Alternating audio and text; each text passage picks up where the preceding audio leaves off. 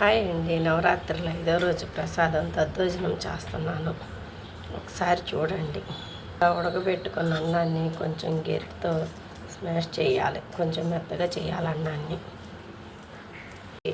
ఇదిగోనండి, ఇట్లా చేసుకున్న తర్వాత దీంట్లోకి మన రుచికి సరిపడా సాల్ట్,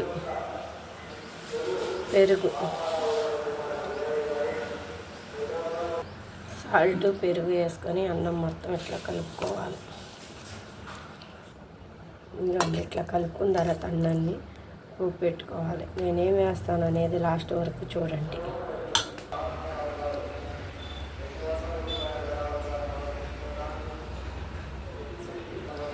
ఇదిగోనండి చూడండి, పోపు కోసం తాలింపులో నెయ్యి వేసుకోవాలి. నెయ్యితో వేయటం వల్ల టేస్ట్ చాలా బాగుంటుంది దద్దోజనం. ఇప్పుడు దీంట్లోకి సన్నగా తరిగిన అల్లం ముక్క, పచ్చిమిర్చి వేసుకోవాలి. ఇంకా కొంచెం వేగిన తర్వాత ఇది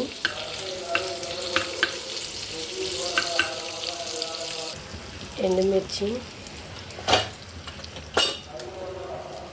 పచ్చిపప్పు, ఉప్పు, ఆవాలు, వేపాకు, ఇంగువ, ఈ పోపుని దీంట్లో వేసుకోవాలి. ఇప్పుడు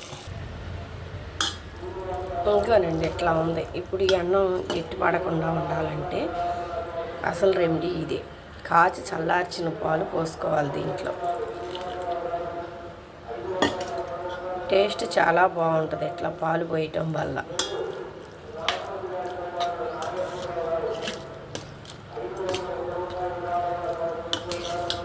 ఒకసారి ఇలా ట్రై చేసి చూడండి మీరు కూడా. ఒకసారి ఇలా ట్రై చేసి చూడండి, తెలుస్తుంది. ఓకే, బాయ్ అండి.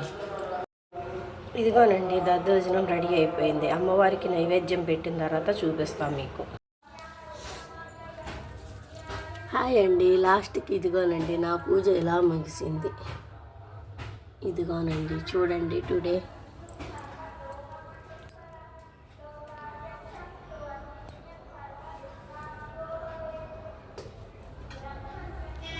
ఇదిగోనండి అమ్మవారికి ఇలా కుంకుమ పూజ చేసుకుంటున్నాను నేను.